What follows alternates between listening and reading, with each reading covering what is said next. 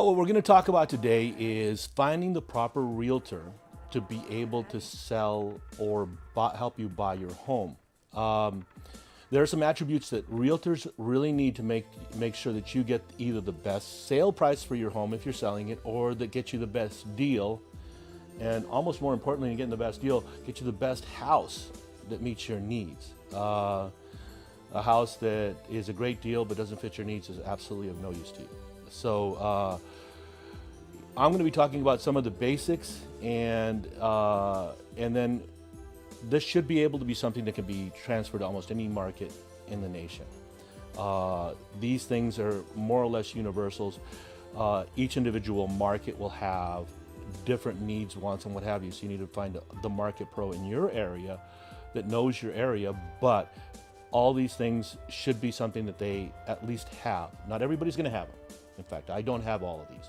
However, there are things that make a big difference when it comes to your end goal of either making the move to the new house, or selling the house that you no longer need. So the first thing that's very important is you want a realtor that has the heart of a counselor. Now, what I mean by that is somebody that will sit and listen to you, listen to your goals, listen to your needs, what makes you tick, what makes your family tick, your place where you work, the place where you worship, the place where you like to eat, your hobbies, your passions, what makes life worth living for you, and match it to the home and the area and the amenities around the area to make that work. So consequently, that is hugely important. A realtor that tells you what you want may not be your best bet. A realtor that asks you a ton of questions. It may seem annoying, but they want to know what you want. They're taking themselves out of the equation and putting you straight into it, which will make it a much more successful process. The last thing you want to do is get into a neighborhood or into a home and find out 2 years down the road that it doesn't meet your needs for whatever reason. The second thing you want is somebody who's experienced. And this one's a tough one for me because I've been at it since 2000, but there was a time where I wasn't experienced. But the experience gives you perspective into markets. And frankly, experience is how many times you've fallen and have gotten back up. So I have made glaring mistakes, and I've learned from them. So I'm not likely to make them twice, but a new person may make a mistake on your behalf. There is a caveat with that. You can hire a new real estate agent, a new realtor that is being mentored by a pro, and that actually can work out very well. You have the enthusiasm as well as the experience when every decision is being backed up by a pro. So other than that, you just basically want to go with somebody who is extremely experienced and has been through all the different markets. You want somebody that knows how to negotiate. Negotiating is a moving target, folks. I can't emphasize this enough. I cannot negotiate the same way today that I negotiated 4 months ago. The market moves on a daily basis. Neighborhoods move on a daily basis. So you have to be in tune with the market. You have to be with your hand on the pulse of what's going on in the neighborhood, what's happening with days on market, what is happening with everything in the economy. What are economists forecasting for the future? What's the economic situation, and what are people's expectation of it in the future? That makes a big difference on how you negotiate. Somebody who doesn't have a flexible negotiating position will often either give away your home, or ask too much for the home, or not ever get you the home either purchased or sold. And you definitely want to be able to be nimble with that. That's hugely important. We see it almost every day. We do quite a bit of business in the Phoenix area, and we've seen realtors that are using old paradigms to negotiate when it doesn't work, and they're not getting their house sold, or they're not getting us to accept their offers, and that's important. Another thing you want to do is have somebody who is a win-win person.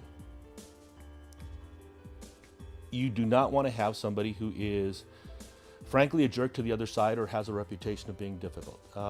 This, even on a huge market like we have here in Phoenix, and in smaller markets it's particularly more important. You have people that have a reputation for being difficult and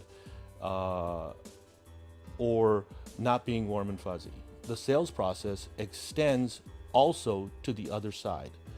Especially when it comes to purchasing a home, you are not only selling, you're selling their buyer on your offer, and also their realtor.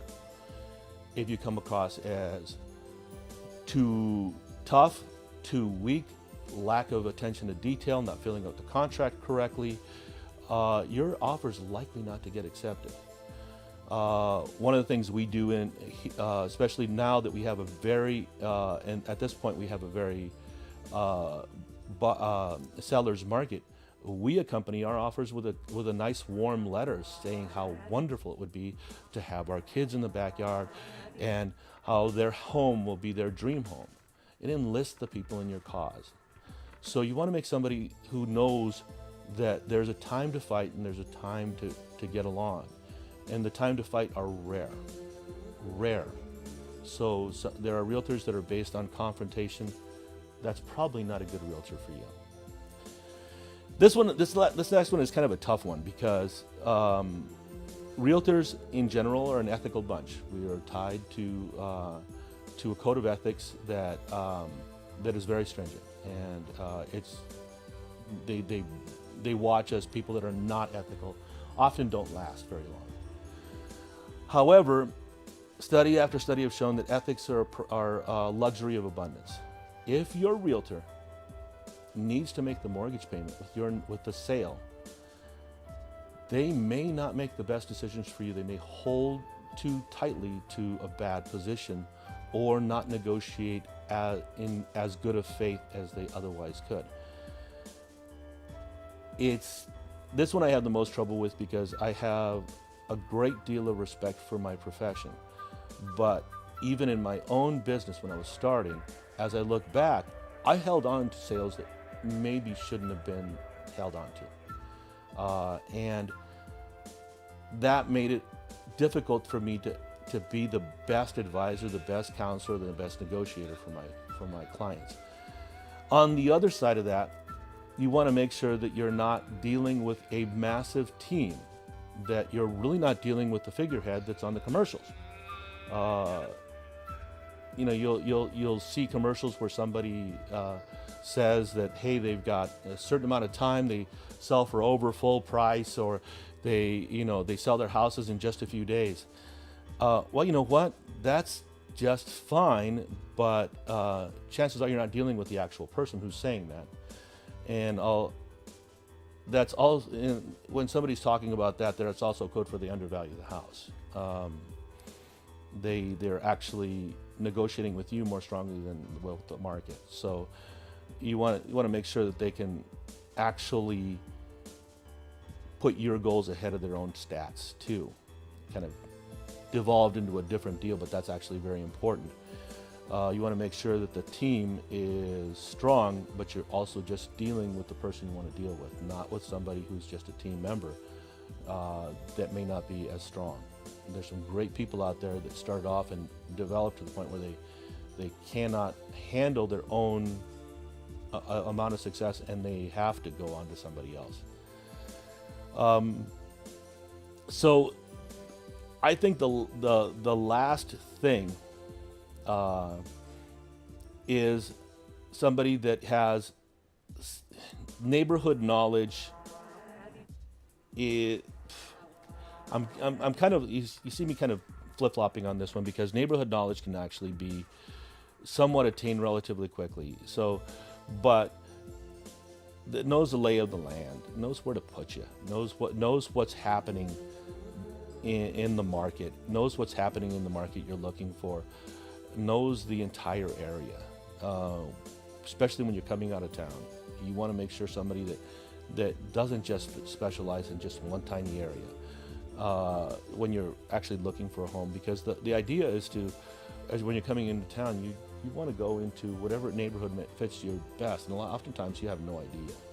You don't want to, I mean, especially in the Phoenix metro area, there's huge differences between, and huge mileage differences between different neighborhoods, and huge price differences. So you want to make sure that the realtor knows the individual neighborhoods. Now, there are many other little nuances. There's a lot of different things that can play, but I think these are the most important. Once you find somebody who has these traits, then you've got a good start. And you know, if they don't gel with you, you got to move on to the next guy, even if they have all the things. But once you have these characteristics, or a majority of them, then you've got somebody who's going to be a counselor to you, that's going to put you first. He's going to make this process as flawless and as painless and as enjoyable as possible. I'm going to be continuing on the different series, as well as covering on different areas as well. But I think this is the basics. Make sure you, if you do have a home in the Phoenix area, and you need to buy or sell your home, don't hesitate to give me a call. I'm always available.